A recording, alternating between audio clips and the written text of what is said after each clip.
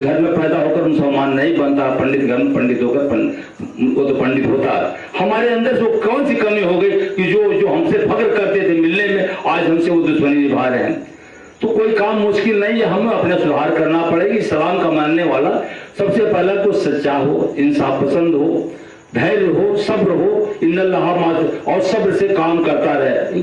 मामूली सा वक्त बहुत जाया, मैं एक मिनट डॉक्टर साहब को बात कीमती है, मैं वो लेकर के मैं नुकसान नहीं पहुंचाना चाहता हूँ। मैं मामूली से बात करता हूँ कि SIR चल रहा, उसके बारे में डॉक्टर साहब आज आए हुए आपको समझाएंगे। देखिए, कोई काम मुश्किल नहीं, किसी काम को मुश्किल कह देना तो बहुत आसान होता है। जिंदगी का हर पल इम्तिहान होता है। किसी काम को मुश्किल कह देना बहुत आसान होता है, जिंदगी का हर पल इम्तिहान होता है। डरने वालों को जहां में मिलता नहीं है कुछ, लड़ने वालों के कदमों में जहान होता है। डॉक्टर साहब, आज पीस पार्टी की जरूरत क्यों पड़ी? आज देश में जो अराजकता, जो निष्कम्मी सरकार ने बच्चे के साथ जो इंसाफ हो रहा है, सब लोग देख रहे हैं। बच्चा कर्ज में दबता जा रहा है, महंगाई और बेरोजगारी बढ़ती जा रही है। हर शोबे में देखा जाए, जो एक लोकतंत्र का होता है, हर नागरिक का, हर इंसान का एक लोकतंत्र में अधिकार होता है कि शिक्षा, सुरक्षा, रोजगार, यह उसका अधिकार है। लेकिन आज सब साहब, आप अपनी रोटी नहीं खा सकते, अपने मन की इबादत नहीं कर सकते, प्रार्थना नहीं कर सकते, हर कीर्तन नहीं कर सकते हैं, हम अल्लाह की अजान नहीं दे सकते। ये तमाम तरह की पाबंदियां हम अंग्रेजों के गुलाम से भी ज्यादा बढ़कर गुलाम बना दिए गए। ये क्या है? आज ये मांग रही है धरती मांग रही है कि हमें इंसाफ चाहिए, हमें रोजगार चाहिए, हमें शिक्षा चाहिए, हमें 5 किलो का गल्ला नहीं चाहिए, हमें रोजगार के साथ हमारे बच्चों का भविष्य चाहिए। आज हम सबसे परेशान हैं। आज SIR जो हो रहा है, आपके बीच में फॉरन जाएगा। डॉक्टर साहब ने काफी पैसा, मैं अभी घर गया, मुझसे पूछा गया कि कितना मिल जाए। मुझे 1000 रुपया डॉक्टर साहब मजदूरी में दे देते, तुम्हारा लड़का लगेगा 1500 मिल जाएगा। उनको ये देखता है जिसको कुछ मिल गया, डॉक्टर साहब वोट कटवा आ गए, वैसे वोट कटवा आ गया, तुम्हें वोट कटवा देगा। अरे समुद्र की लहरों से डरकर ये अरविंद जी हैं, अगर ये डर जाते हैं तो हमारी नदी का इस किनारा से उस किनारा मुझे पार, राम जी को पार नहीं कर पाते। राम जी को पार करने वाले ये हैं। तो समुद्र की धारा से डर करके कश्ती पार नहीं हो सकती, और हिम्मत से लड़ने वाले कभी हार नहीं हो सकती। डॉक्टर साहब माशाल्लाह, इनके पास रोटी की कमी नहीं, बड़ी जमीन से आकर के आपने 300 एकड़ का एक हॉस्पिटल आपके बगल में, इंडियन अमेरिकन नाम से, नाम हो सकता कुछ गलत कहते हो, लेकिन एक 300 एकड़ में आपका हॉस्पिटल, वहां 10 रुपए की फीस पर जन कल्याण में इंसानियत के लिए कर रहे हैं। डॉक्टर को आने के लिए नहीं, अल्लाह ताला दाल रोटी के लिए बहुत दिन दिया, लेकिन नींद अपनी पूरी करते हैं गाड़ियों में। आप लोगों को सोचना चाहिए। यहाँ जमीन डॉक्टर साहब को तरसने के लिए बड़ी बड़ी ताकती हैं। आप विधायक हर चीज को देखा भाई। हमारे अरविंद जी ने कहा, जाको पैर ने फटी बवाई ताक आ जाने दू पर। डॉक्टर साहब ने सूखी रोटी को भी समझा है, और माशाअल्लाह बटेर चिड़िया की गोश्तगिरी समझ रहे हैं आज। अल्लाह ताला से कि मेहनत करने की जरूरत है। बहुत तकलीफ करने के बाद वक्त आएगा तो 4 घंटा मुझे बोलने में पानी की जरूरत नहीं पड़ती, लेकिन यहाँ वक्त तकलीफ करने का नहीं। मुख्तसर ये कहना कि ये छोटी छोटी जो मीटिंग डॉक्टर साहब करे, लोग हंस रहे हैं, लेकिन एक संगठन के ये कलयुग में या लोकतंत्र में संघे कलयुग के जिसके साथ सर होता हुआ, आज देखिए बिहार में आप सब लोग जीता रहे थे, लेकिन जीत कौन रहा है? तो कर छल सब चीजें वहां, यानी बेईमानियों का एकदम खोल दिया गया है। सारी जनता ने वोट का, आज मुझे रिपोर्ट बहुत से लोगों ने दिया कि 100% वोट अपोजिशन जा रहा है, लेकिन 100% आज कहीं वोट जा रहा है। तो आज डॉक्टर साहब क्या कर लेंगे, ये सवाल। डॉक्टर साहब इंशाअल्लाह अगर आप लोग का साथ रहा तो दिल्ली की गद्दी हिला देंगे। आपने इनको मौका दिया नहीं और देने की कोशिश करिए। एक इस्लाम मानने वाला जो एक इस समुद्र से पार करते हुए एक कश्ती लेकर के और आजादी दे देता और यहाँ पर करता है, क्या हो जाती? आज वो हमारे अंदर वो कमियां हैं। आज हमको अपनी ईमानदारी, अपनी सच्चाई, हम सीधे हो जाएंगे तो इंशाअल्लाह सब कुछ हो जाएगा। आज इसी पूरी दुनिया का जो साइंस है, मैंने रात देखा कि शायद साइंस का बुनियादी तौर पर देखा जाए तो विज्ञान की सारी दुनिया में डॉक्टर अयूब साहब जैसे लोग सर्जन गिनीज बुक में, दुनिया की बुक में लिखे जा रहे हैं। इसी तरीके से दुनिया की बुक में, इतिहास का में आपका जहाज बनाने वाला, आपका पहला हॉस्पिटल बनाने वाले, पहली यूनिवर्सिटी बनाने वाले, ये इस्लामी हुकूमत ने किया। आज जिस पर लोग नाच करता है, हम उसका नाम नहीं जाए तो इसे पढ़ोगे नहीं तो जान। आज शिक्षा का स्तर भी इस तरह से गिरा दिया गया कि हम नैतिकता से दूर होते जा रहे हैं। तो दिन भर बेटा जो है FR पढ़ता है, लेकिन FR अलिफ से अल्लाह नहीं पढ़ता है। हमको दीनी, हम मुसलमान हैं, मुसलमान किसी जात बिरादरी का नाम नहीं, मुसल्लम ईमान जिसके अंदर सदाचारता हो, समानता हो, धैर्य हो, इंसाफ हो, उस चीज का नाम है मुसलमान। ला इलाहा इल्लल्लाह मुहम्मद रसूलुल्लाह। तो हमारी जिंदगी कभी 313 पर आप फख्र करते हैं, या तो न जाए 20 करोड़ पर आप अपने जूता खा रहे हैं। तो अगर 313 हमारी गिनतियों पर एक वाहिद जो माचिस जो आती पूरे गली को उजाला कर देती और एक माचिस पूरी गली को जला देती। तो हमें माचिस बंद करके पीस पार्टी के साथ संगठन को मजबूत करना पड़े। आज यहाँ आने का मतलब कौन ऐसे भाई हैं जो गोरखपुर इस धरती से, इस फतेहपुर बहादुर इलाका है, हमारे गोरखपुर की शान है। ये पूरी इलाका भोजपुरवा के नाम से जाना जाता है। तो पूरी जमीन डॉक्टर साहब ये इन्हीं लोगों की थी। आज जिस पर आज इन गलियों में सिमट दिए गए। आज यहाँ से कौन ऐसा बहादुर है जो पीस पार्टी का पहला वार्ड अध्यक्ष बनना चाहता? मैं चाहता हूँ कि कोई नौजवान हाथ उठा करके डॉक्टर साहब की दुआएं ले। कौन ऐसा है जो संगठन की जरूरत है? बिना संगठन के कोई पार्टी नहीं। पहला नाम नोट करिए, जो ये मर्द मुजाहिद है। ये मर्द मुजाहिद जब लाठी उठा लेंगे तो सारी चीजें भाग जाते हैं, शैतान भाग जाता है। नाम नोट करिए कि आज फतेहपुर जिले से इंशाअल्लाह पीस पार्टी की जो है संगठन बनाना है और गठन होना है। और जहां भी जाइए कम से कम 5 आदमियों से इंशाअल्लाह हम कश्ती पार कर लेंगे। अल्लाह हमारे वहां 313 पर फतह होती, 3 लाख पर नहीं होती। 10,000 फौज लेकर के राणा सांगा से ने बुलाया था और हमने राणा हम लुटेरे नहीं रहे। हम 10,000 फौज लेकर के आए थे और किसके खिलाफ लड़े थे? इब्राहिम लोदी के साथ या कोई और बात। लेकिन माशाअल्लाह का शुक्र है, वक्त मैंने जाया कर रहा हूँ, ये वक्त बोलने का नहीं है। ये साहियात समझाने के लिए डॉक्टर साहब आए हैं, उस पर आप देखिए। वोट की जीत पहले पानीपत के मैदान में लड़ाई हुआ करती थी, आज वोट की लड़ाई होती है। अपने वोट को संभालिए। एक बच्चा अपने वोट का अधिकार रखता है, उस चीज को आज वोट की लड़ाई, वोट से सत्ता परिवर्तन की दूरी होती है।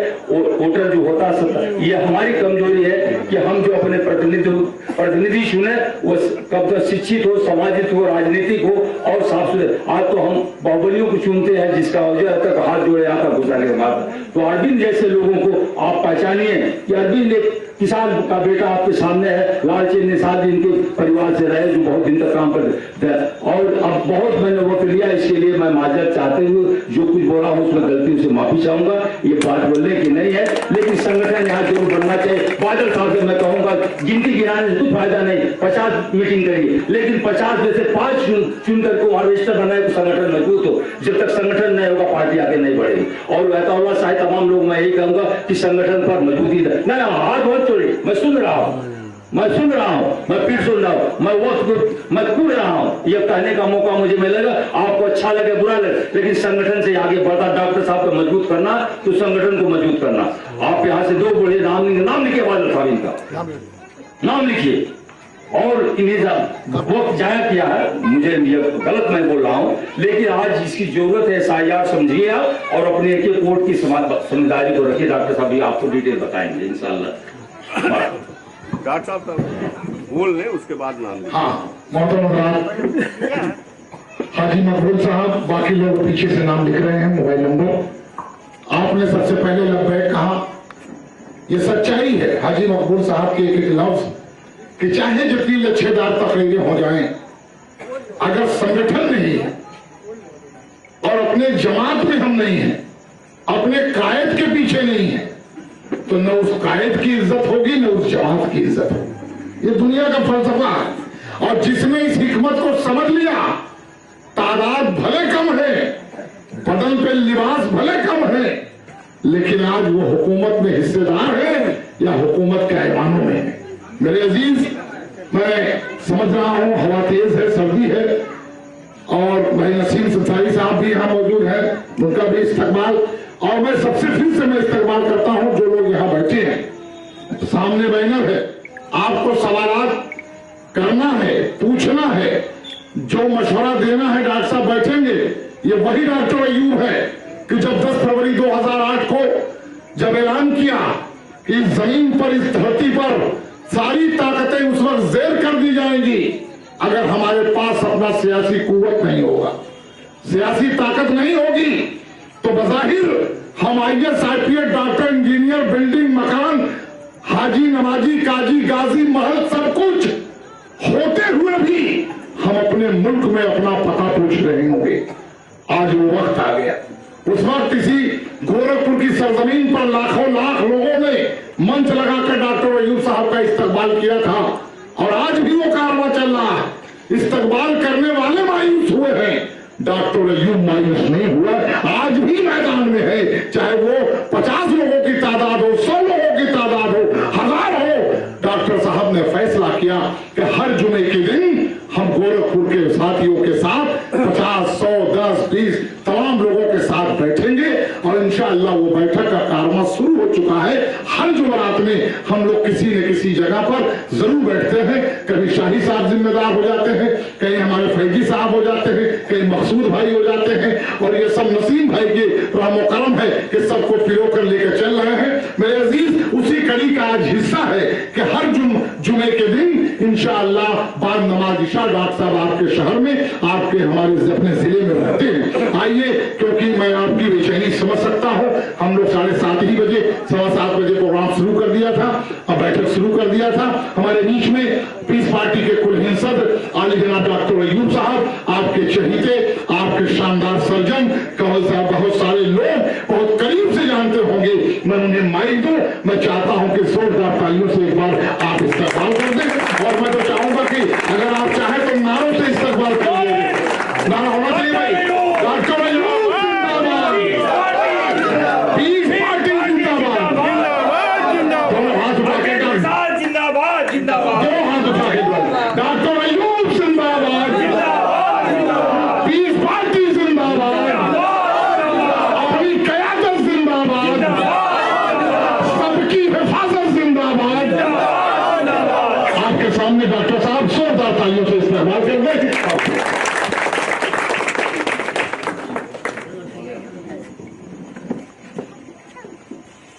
इलाके की सभी हजरात का और पीस पार्टी के सभी हमारे साथियों का मैं शुक्रिया अदा करता हूं कि आप सभी ने अपना वक्त दिया। साथियों, आज चुनाव नहीं है मगर एक मौका है आपको वोटर लिस्ट में अपना नाम दर्ज कराने का।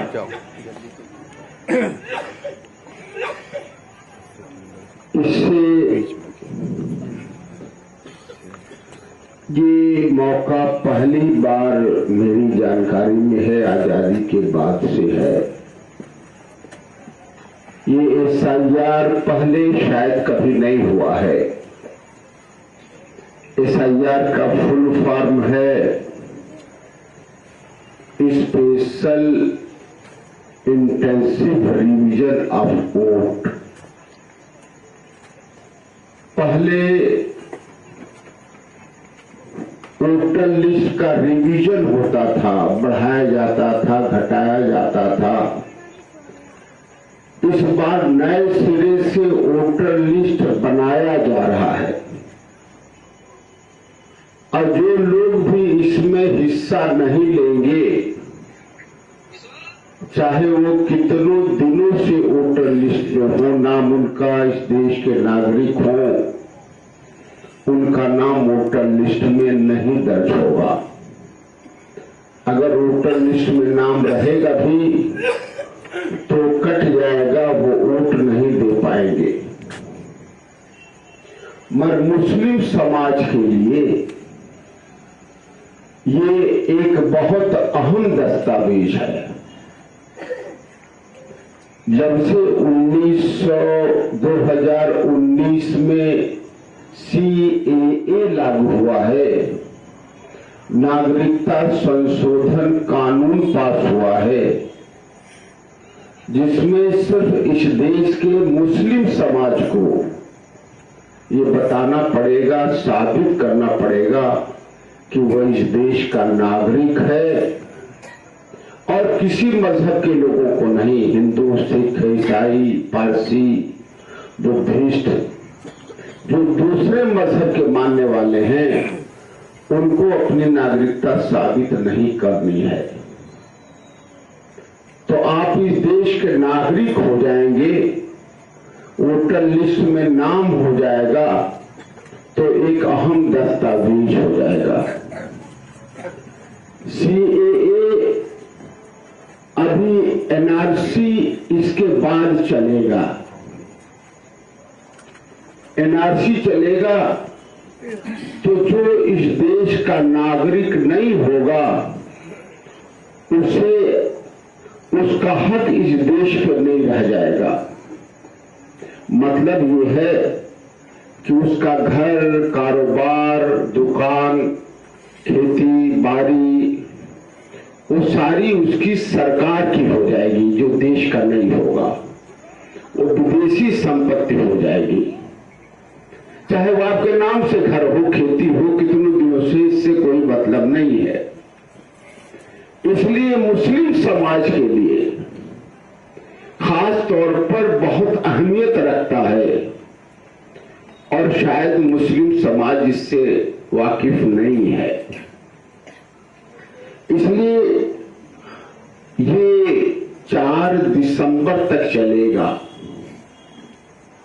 और इस 4 दिसंबर को मेरी ये राय है कि कम से कम मुस्लिम समाज को अपनी नागरिकता बनाए रखने के लिए, वोटर लिस्ट में नाम डलवाने के लिए सारे काम छोड़ करके पहले इस दस्तावेज को दुरुस्त कर लें, क्योंकि ये सबसे अहम है।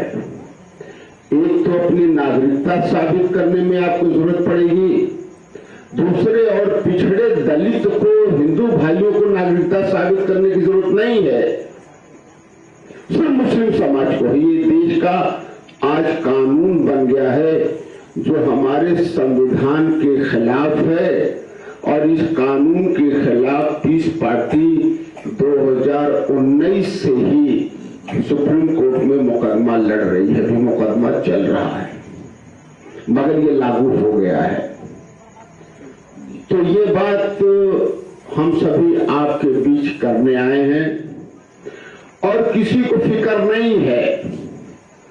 जिसको आप वोट देते हो, सरकार बनाते हो, उन्हें कोई दिलचस्पी नहीं है इस बात की कि आपका नाम वोटर लिस्ट में दर्ज हो जाए।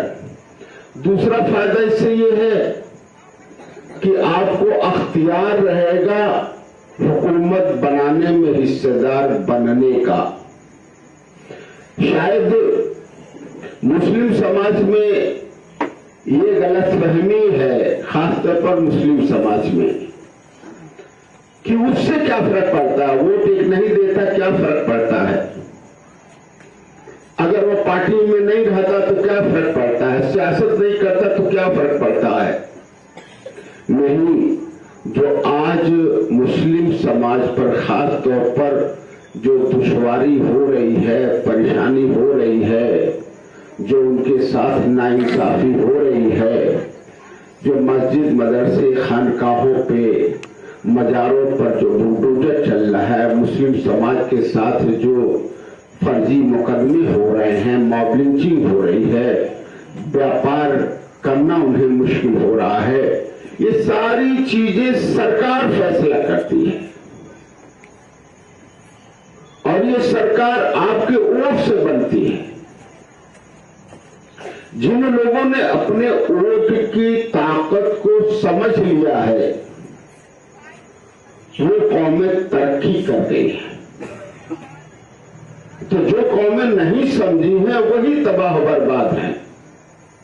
तो ये CAA के लिए तो सिर्फ मुसलमान पे लागू होता है, मगर जो समाज कमजोर, लाचार, बेबस है, जिन पर जुल्म हो रहा है, जो भी महकूम रहेगा, जिन पर हुकूमत होगी, जो सत्ता शासन में नहीं रहेगा, जो सियासत नहीं करेगा, उसका हाल ऐसे ही होगा। 3000 साढ़े 3000 साल तक पिछड़े और दलित भाइयों ने हुकूमत अगर इस देश में नहीं की थी, अगर इन पर दूसरे सवर्ण लोगों ने की थी, आर्यों ने की थी, तो उनकी भी हालत हमसे बहुत बदतर थी। ये नहीं कि वो मुसलमान थे, वो भी अपने को हिंदू कहते थे, वो भी पूजा करते थे, तो उनकी भी ये हालत थी। आज जो सरकार में गए हैं, जो सरकार बनाए हैं, तो अगर यादव भाइयों ने बनाया है, चमार भाई बनाए हैं, सरकार बनाए हैं राजनीति करके, अगर ब्राह्मण और क्षत्रिय ने राजनीति करके सरकार बनाई है, तो चाहे वो थाने की नौकरी हो, तहसील की हो, सारे डिपार्टमेंट की हो, जज हो, कलेक्टर हो, जितनी सरकारी नौकरियां हैं उसमें 90% वही लोग हैं जिन लोगों ने हुकूमत की है, जिन लोगों ने सियासत की है, और 75% वो लोग हैं जिन्होंने हुकूमत सियासत नहीं की है आज तक, वो 10% भी नहीं है। तो जो सियासत करके हुकूमत करेगा वही तरक्की करेगा, और 90% दौलत तो खेती भी उन्हीं के पास है, जायदाद भी उन्हीं के पास है, तो वही लोग तरक्की करते हैं। तो एक बात मैं ये कह सकता हूं कि सियासत हुकूमत करने में मजहब का कोई रोल नहीं है। ये नहीं है कि हमारे पर जो जुल्म आज सरकार कर रही है हमारे मुसलमान होने की वजह से है, वो इसलिए है कि हम सियासत करके सरकार खुद बनाने और हुकूमत करने के बजाय हमने फैसला लिया है कि हम सिर्फ सरकारों के गुलाम रहेंगे, उनकी हिमायत करेंगे, और हमारे जहन में, हमारे समझ में ये वृक्ष बस गया है, हम इसको मान लिए। और इसका सबूत मैं ये दे सकता हूं कि आज पीस पार्टी को करीब 18 साल हो गए, मगर मुस्लिम समाज सपा को पैसा देगा, बसपा को देगा, कांग्रेस को देगा, भाजपा को दे देगा, मगर अभी पीस पार्टी को कोई चंदा नहीं देता, पैसा नहीं लगाता। और नहीं तो कहेंगे कि भाजपा के एजेंट है, आदित्यनाथ जी का साथी है, वो काटने वाला है। मदद करने के बजाय उसे बदनाम और कमजोर करने के लिए दूसरा कोई नहीं तैयार होता, मुसलमान ही सिर्फ रहता है। तो साथियों, ये उसकी गलती नहीं है, मुस्लिम समाज की गलती नहीं है, उसकी सोच ही आजादी के बाद से ऐसे बन गई है कि उसने फैसला गुलामी का किया है। साथियों, अल्लामा इकबाल ने एक इशार कहा था कि कुव्वते फिक्र व अमल पहले फना होती है, फिर किसी कौम की शौकत पे सवाल आता है। किसी कौम की तबाही बर्बादी वो दूसरा कोई नहीं कर सकता, दूसरे किसी से नहीं होती, वो उसकी सोच और फिक्र के हिसाब से जो वो अमल करता है उससे वो तबाह बर्बाद होता है। तो बिल्कुल साफ है कि हमारे तबाही बर्बादी का न तो भाजपा जिम्मेदार है, न तो सपा जिम्मेदार है, न तो कांग्रेस है, न तो बसपा है, न तो मोदी जी हैं, न योगी जी हैं, और न अखिलेश जी हैं, न मायावती जी हैं, कोई जिम्मेदार नहीं है, बल्कि हमारी सोच जिम्मेदार है कि हमने गुलामी की सोच हमने पैदा कर ली है और उसी पर हम काम कर रहे हैं। तो साथियों, ये मसला जो है, चाहे हमारा मसला हो, हमारे आने वाली नस्लों का मसला हो, हमारे दीन का मसला हो, ये सिर्फ डॉक्टर अयूब का मसला नहीं है, ये मसला है पूरे समाज का और खासतौर पर मुस्लिम समाज का मसला है। तो इसी को अल्लामा इकबाल ने कहा था कि अफराद के हाथों में है अक़वाम की तकदीर, हर फर्द है मिल्लत के मुकद्दर का सितारा।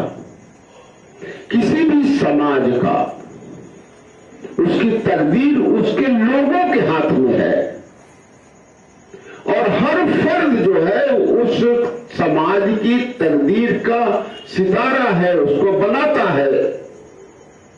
तो बात मैं एक जो दूसरा करना चाहता हूं, SIR के अलावा जो कहना चाहता हूं, जो हमारी आज समस्याएं हैं, उस समस्याओं का हल हमारे अपने सोच में है, दूसरे की वजह से हमारी समाज का नहीं है।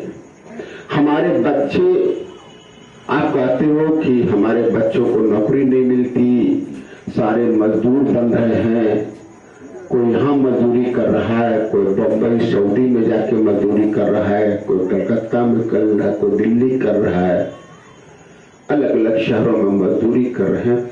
तो हमारा समाज मजदूरों की जमात पैदा कर रही है। आपको याद होगा आज से 30 साल 40 साल पहले, क्योंकि ये गांव का इलाका है, आप देखते होंगे बहुत सारे हमारे बुजुर्ग हैं, हो सकता है नौजवानों न सुना हो न देखा हो, बहुत सारे बुजुर्ग हैं कि चमार बिरादरी की बेटियां, बेटे, औरत, मर्द सारे के सारे किसानी के वक्त में वो लगा दिए जाते थे, बोने के लिए, जोतने के लिए, काटने के लिए। वो मना कर सकते थे भाई? मना नहीं कर सकते थे। उनके दादा गुलाम थे, फिर बाप गुलाम रहे, फिर उनके बेटे गुलाम हो गए, सब गुलाम थे बिल्कुल। उनके बहन बेटियों की इज्जत दिन के आबरू में लूट ली जाती थी, कोई पूछने वाला नहीं था। गांव का गांव उनका जला दिया जाता था, कुछ नहीं किसी का होता था, जो चाहे सो जो जुल्म कर दे, कोई फर्क नहीं पड़ता था। तो वो चमार भाई की वो हैसियत थी। यह नहीं था कि देश आजाद हुआ था तो उनके भी विधायक थे, उनके भी मंत्री थे, उनके भी MP थे, रिजर्वेशन इतना नहीं था। ऐसा नहीं था कि बड़े बड़े नेता चमार भाइयों में नहीं थे। जगजीवन राम इस देश के रक्षा मंत्री, उप प्रधानमंत्री थे, मगर उनकी हैसियत नहीं बदली।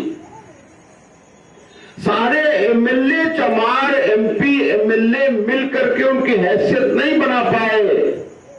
जगजीवन राम जी उनकी हैसियत नहीं बना पाए। वो इसलिए नहीं बना पाए कि उनकी सोच गुलामी की थी। वो नहीं कभी सोच सकते थे कि वो भी सरकार बना सकते। मगर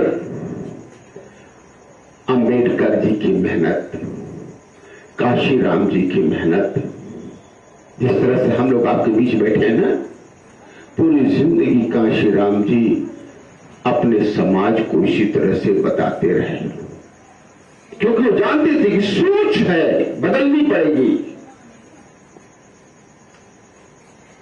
मायावती जी की मेहनत ऐसी अगर रही तो 4-4 वर्ष सरकार बना लिए,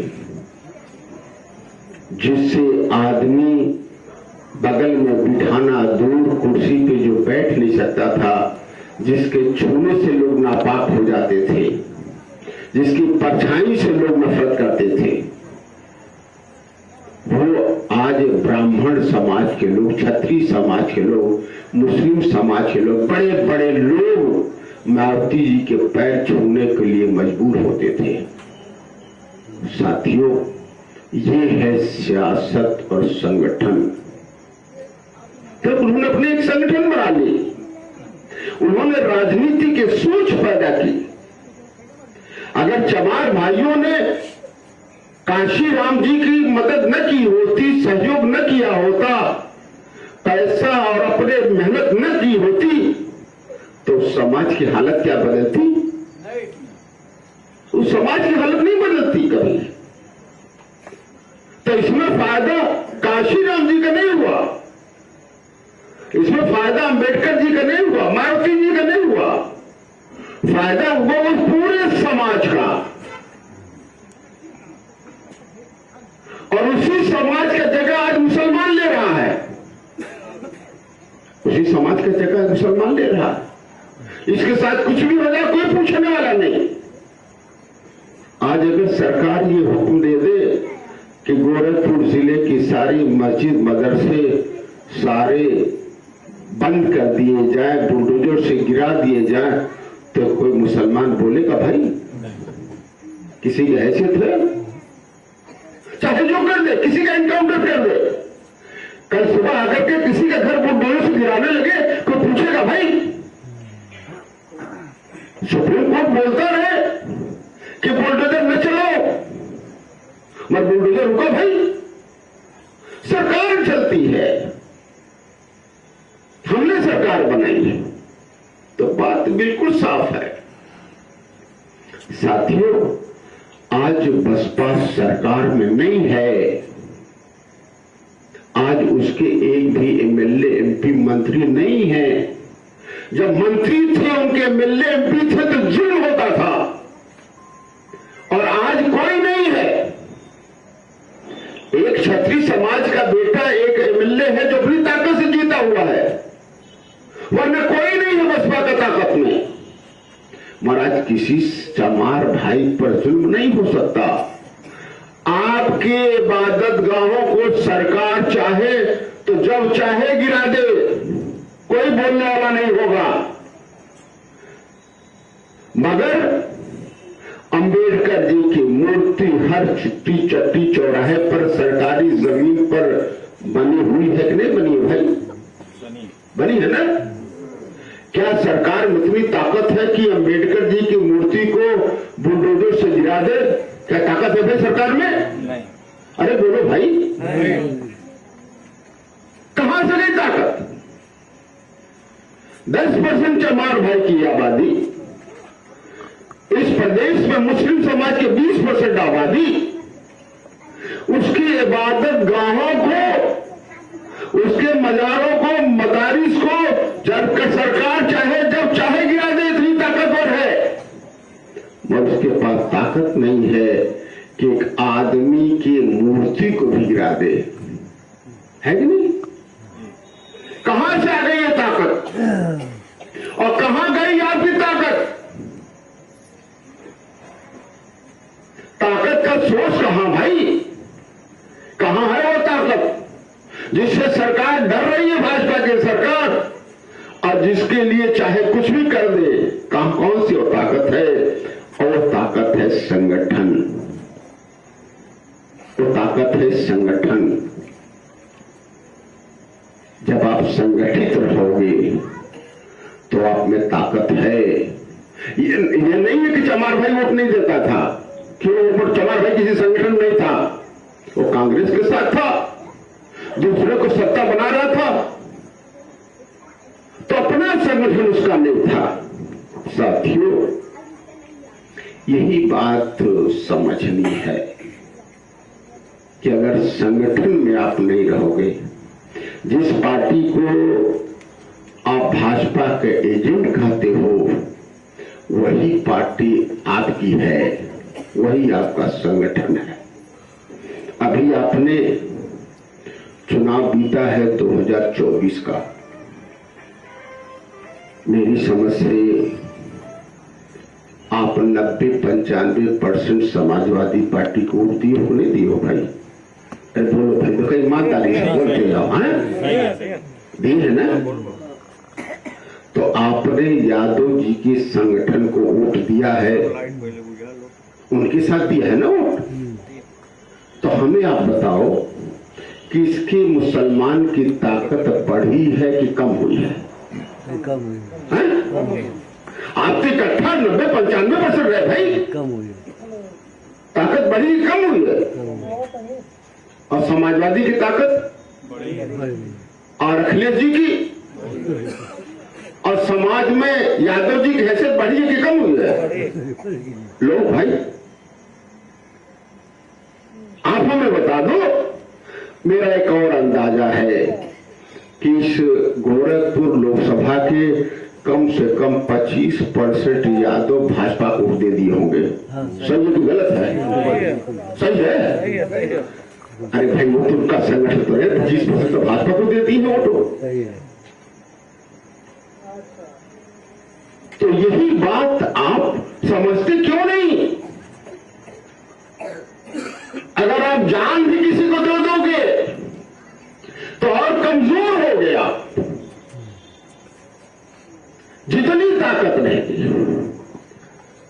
आप तो बात बिल्कुल समझ लो कि अगर आप अपने संगठन में रहोगे तो ही आपकी हिफाजत होगी। आप दूसरी बात समझ लो, अगर मान लो कि अगर ये पता चल जाए लोगों को, गोरखपुर के लोकसभा के लोगों को, कि गोरखपुर के 90% 95% मुसलमान पीस पार्टी के साथ है, मैं एक मिसाल दे रहा हूं बस, तो हमें बताओ जो सबसे मजबूत प्रत्याशी होगा, चाहे वो किसी मजहब का हो, किसी बिरादरी का हो, किसी इलाके का हो, बहुत ताकतवर हो, पैसे में हो, वोट में हो, है नहीं? तो आप ये बताओ कि वो सपा का टिकट लेगा, बसपा का लेगा, पीस पार्टी का लेगा कि कांग्रेस का टिकट लेगा? किसका टिकट लेगा भाई? तो अपना पैसा लगाएगा कि नहीं लगाएगा? लगाएगा कि नहीं लगाएगा? ताकत वोट दिलवाएगा नहीं अपना दिलवाएगा?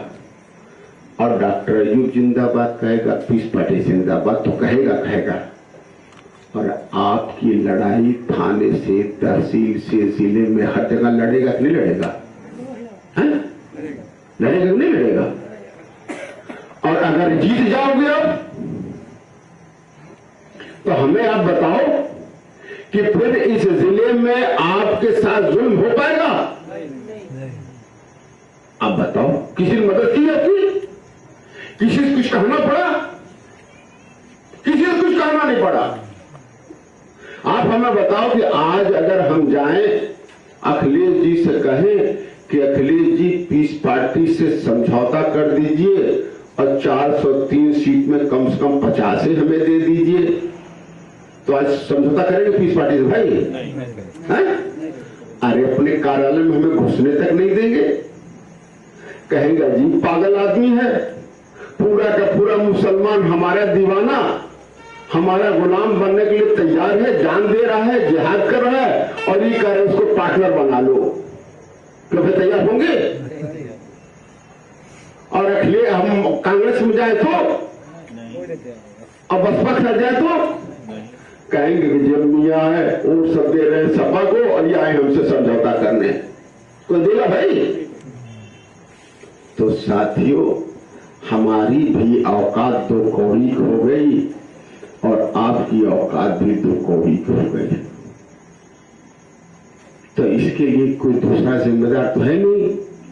अगर मान लो प्रदेश में पता चल जाए 50% मुसलमान पीस पार्टी के साथ हो जाए, तो अखिलेश जी समझौता करेंगे नहीं करेंगे?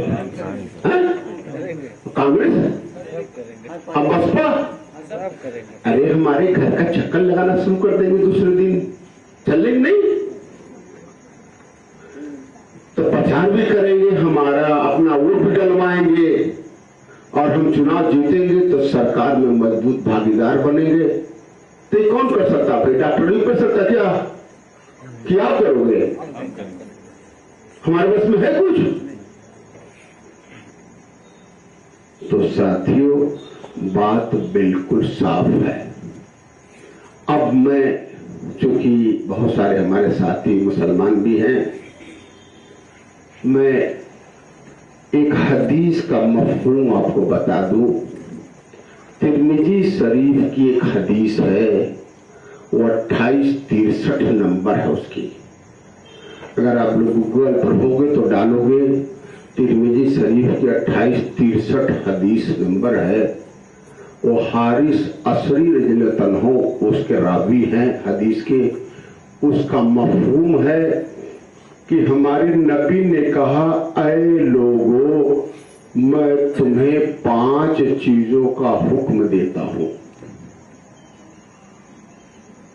और वो 5 चीजें हैं कि तुम अपनी जमात बना लो, नमाज पढ़ो तो जमात बना लो, बिजनेस करो तो जमात बना लो, सफर करो तो जमात बना लो, घर बनाओ तो अपनी जमात पे बना लो, राजनीति करो तो अपनी जमात बना लो। मेरी बात समझे आप? तो अपनी जमात बना लो और उस जमात का एक नेता बना लो। भाई नमाज पढ़ते हैं तो एक नेता हमारा इमाम होता है, नहीं होता है? ऐसे अपने नेता एक बना लो, अपनी जमात की, अपने नेता की बात सुनो और उसके लिए अपने माल और जान से संघर्ष करो, जिहाद करो, जद्दोजहद करो और जहां कहे वहां जाओ, हिजरत करो। ये 5 चीजें फर्ज हो गई है। और आगे कहा कि यही अल्लाह ने भी हमें हुक्म दिया कि मैं तुम्हें बताऊं। साथियों, मेरा रब सिर्फ मुसलमानों का रब नहीं है, पूरे इंसानियत के लिए है। पूरे जितनी जहानों है सबका रब है। हमारे नबी रहमत सिर्फ मुसलमान के लिए नहीं है, सारी इंसानियत के लिए है। जो कौम इस पर चली, अगर यादव भाई ने अपनी जमात बनाई वो कामयाब हो गया, चमार भाई ने बनाई वो कामयाब हो गया, अगर ब्राह्मण भाई ने बनाई वो कामयाब हो गया, छत्री भाई ने बनाई वो कामयाब हो गया, जो उसको माना है कामयाब हो गया। मगर अगर अब अल्लाह रसूल पर ईमान रखते हो तो दुनिया में भी कामयाब हो गए और आखिरत में भी कामयाब हो गए। तो हमने अगर दुनिया में नहीं मानी तो हम अगर 800 साल हुकूमत किए तो आज हम सबसे बदतरीन हालत में आज हो गए और मरने के बाद इससे भी बुरा हश्र होना है हम लोगों का, क्योंकि हम अल्लाह और नबी के बाकी होकर बन रहे हैं। साथियों, तो यही एक रास्ता है, इसके अलावा दुनिया में कोई रास्ता नहीं तरक्की का। आप कुछ भी कर लो, आप हम बनाते आ रहे, कांग्रेस का, सपा का, बसपा का, भाजपा, सबका बनाते आ रहे सरकार, हमारी हालत बद से बदतर होती चली जा रही है। चाहे हम और बर्बाद होकर के ये काम करें या अभी से शुरू कर दें, ये हम सभी को फैसला करना है। साथियों, आज जो भाजपा सरकार में है वो RS 1925 में बनी है, हिंदू महासभा 1915 में बना है। वो लगातार कोशिश करते रहे, सब लोग उन पर हंसते रहे, मगर 40 साल कोई विधायक MP उनका नहीं बना। मगर आज केंद्र में, प्रदेश में भी सरकार में है, तो लगातार कोशिश करना वो जरूरी है। और अगर हम कोशिश करेंगे तो इंशाअल्लाह हम सरकार में आने से दुनिया की कोई ताकत नहीं रोक पाएगी। अगर 4% क्षत्रिय समाज, 7% ब्राह्मण समाज, 7% यादव समाज, 10% चमार भाई, अगर ये सरकार बना सकता है तो 20% मुस्लिम समाज को कितना आसान होगा बनाना। मगर हमने सोचा नहीं ना। हम सोचते हैं कि हम सियासत आखिर क्यों करें। सियासत से ही हमारे नस्लों का वजूद बरकरार होगा और सियासत से ही हमारे दीन का वजूद बरकरार होगा। इसलिए हमें सियासत करना है और इसमें लग करके मेहनत करना है, और इसके अलावा हमारे पास और कोई रास्ता नहीं है। हमारे किसी भाई को और कोई रास्ता दिखे, समझ में आए तो बताए। 18 साल की राजनीति में मैंने ये सीखा, समझा, सोचा, पढ़ा, लिखा। हमारी यही समझ में आया कि अगर आप इंसाफ चाहते हो, लेना और दूसरे को देना, तो आपको हुकूमत करना पड़ेगा। अगर आप चाहते हो कि आप पर जुल्म न हो, तो आपको अपने संगठन बना के उसमें मजबूती से रहना पड़ेगा। ये दोनों चीजें मेरे रब ने बताई है और हमारे नबी का ये तरीकेकार है। अगर हमारे नबी ने संगठन बना करके अगर मदीने में हुकूमत हासिल न की होती, मक्का फतह न किया होता, तो हम आज मुसलमान न होते। उन्होंने भी अगर सियासत न की होती तो हम आज मुसलमान न होते। तो हमारा अगर हम सियासत नहीं करेंगे तो यकीन मानो कि 50 साल के बाद हम मुसलमान रह जाएं, मुझे इसमें शक है। हमारी नस्लें रह जाएं, हमें इसमें शक है। इसलिए ये वक्त है कि हम सोच करके अपनी हिस्सेदारी से निभाएं, क्योंकि दुनिया तो बहुत छोटी है, वक्त बहुत छोटा है। मरने के बाद इसका हिसाब देना पड़ेगा, जहां हमेशा हमेशा रहना है। तो साथियों, मैंने अपनी बात की SIR पे। अभी एक QR कोड लगाया है। ये QR कोड है, आपकी मदद के लिए है। तो आप गूगल खोल करके स्कैन कर लेंगे तो पीस पार्टी से आप जुड़ जाएंगे। जुड़ जाने से ये फायदा है कि अगर आप ये फॉर्म नहीं भर पाएंगे, कोई दिक्कत है, तो पीस पार्टी आपको मदद करेगी कि आप कैसे आपका नाम वोटर लिस्ट में चला जाए। आप अपना सारा डॉक्यूमेंट व्हाट्सएप करके भेज देंगे, पार्टी के कार्यालय से आपका पूरा फॉर्म अपलोड कर दिया जाएगा। अभी तो एक ये है। दूसरी चीज, संगठन में रहना कितना जरूरी है, हमने आपके सामने रखा है। देखिए, ये आज चुनाव का नतीजा बिहार का आया है। आज तेजस्वी यादव और गठबंधन की बुरी हालत इसलिए हुई है कि उन्होंने मुसलमानों को टेक इट ग्रांटेड ले लिया था कि ये मियाँ जाएगा कहीं, भाजपा के डर से हमारा गुलाम बना ही रहेगा हमेशा के लिए। तो आज मुसलमान ने अगर उसको विकल्प मिला है ओवैसी जी का, तो उनकी पार्टी को वोट दिया है और इससे गठबंधन की ये बदतर हालत हो गई है कि वो मुकेश साहनी को तो प्रधान उप मुख्यमंत्री बनाए, मगर मुस्लिम समाज इतना बड़ा है, उनको अपने साथ लेना भी गवारा नहीं किया। मुसलमानों से इतनी, जिस तरह से चमार भाइयों से नफरत की जाती है, उसी तरीके से मुस्लिम समाज से की जा रही है। यहाँ भी अखिलेश यादव जी भी वही करते हैं। वो सारी छोटी पार्टी से गठबंधन कर सकते हैं, मगर मुस्लिम के आदत से उन्हें नफरत है, मुसलमानों से नफरत है उन्हें। हमने अखिलेश जी को भी कई बार कई घंटे तक समझाया, बताया उन्हें कि मुसलमान ज्यादा दिन तक आपका गुलाम बना नहीं रहेगा, एक न एक दिन उसको अपना विकल्प मिलेगा, खुद सरकार बनाएगा, उस वक्त आप मिट जाओगे। तो हमने कहा कांग्रेस का भी साथ छोड़ दिया, बसपा का भी साथ छोड़ दिया, आपका भी साथ छोड़ देगा।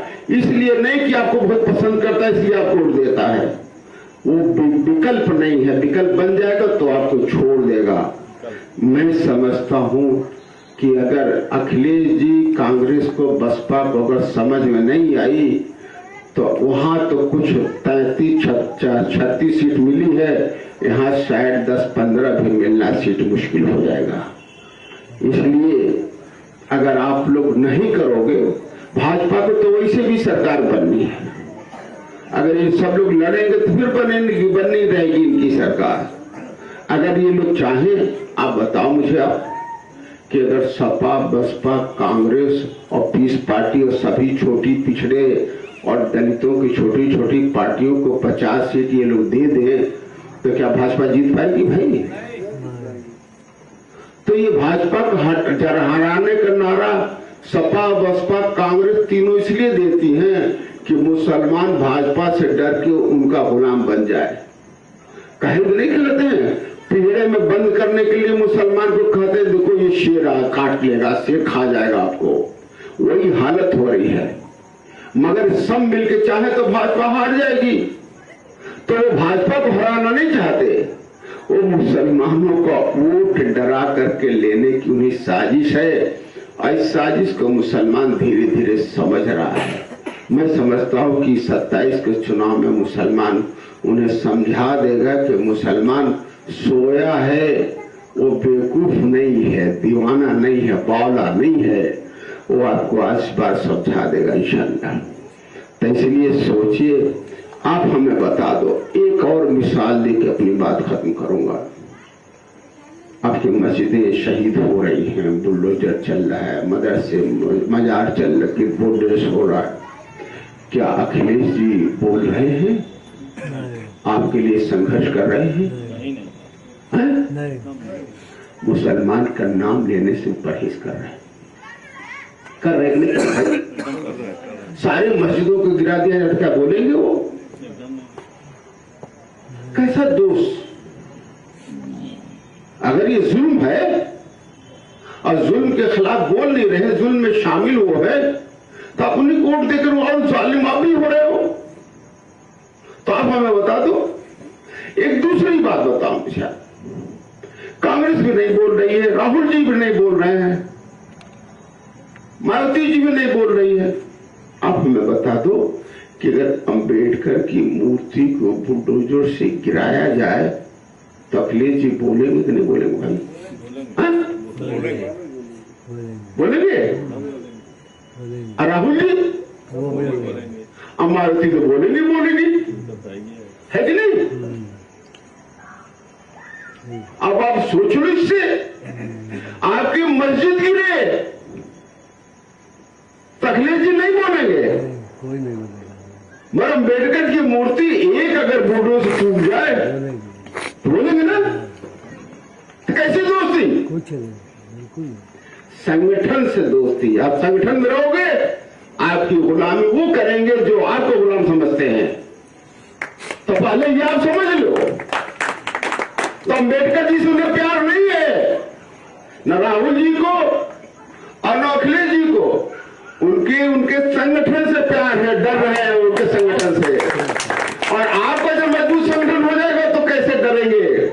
अरे मोदी जी, योगी जी की हैसियत नहीं होगी कि किसी मुसलमान की तरफ आंख उठा करके देखने की हैसियत नहीं होगी। हमारे मस्जिद मदरसे को गिराना तो हाथ की बात हो जाए किसी के लिए, चाहे कोई आदमी हो, कुछ की सरकार बने, क्योंकि आप सबसे मजबूत ताकतवर हो जाओगे। आपसे ज्यादा मजबूत कोई ताकतवर नहीं होगा। तो ये बात बिल्कुल साफ समझ लो आप। वो ताकत नहीं है भाजपा और सरकार में, मोदी योगी जी की सरकार में ताकत नहीं है। ताकत है सिर्फ संगठन का, उनका है, उनका समाज उनके साथ है, इसलिए वो ताकतवर है। अखिलेश जी का समाज उनके साथ है, इसलिए ताकतवर है। डॉक्टर अयूब का समाज अभी हमारे साथ नहीं है तो हम ताकतवर नहीं है। जो हमारे साथ रहेगा हम सब ज्यादा ताकतवर हो जाएंगे, उन सभी से ताकतवर हम हो जाएंगे। पीस पार्टी हो जाएगी, मुसलमान सबसे ताकतवर हो जाएगा। फिर उसको कीड़ा मकोड़ा समझने की हैसियत किसी की नहीं होगी, कोई सोच नहीं सकता है।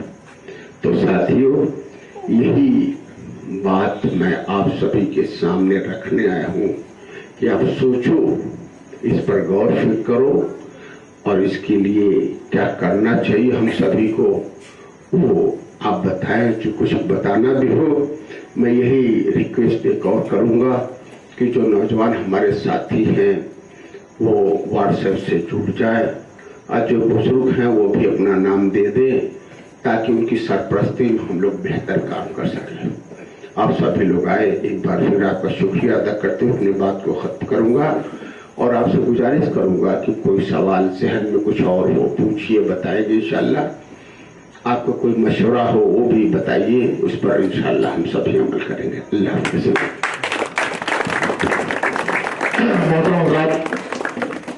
डॉक्टर साहब के ख्यालात को आपने सुना। किसी साथी को कोई भी सवालात हो या कुछ